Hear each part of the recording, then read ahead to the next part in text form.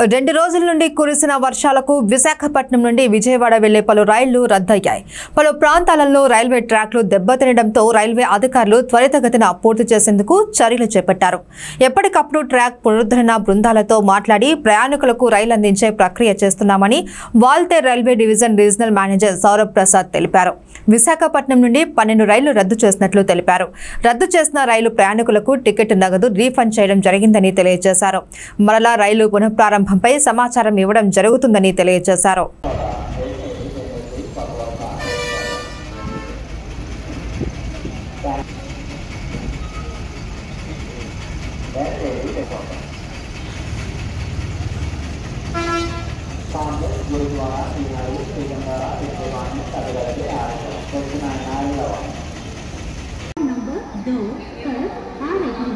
train number 08545 Koraput Visakhapatnam special passenger stop latest design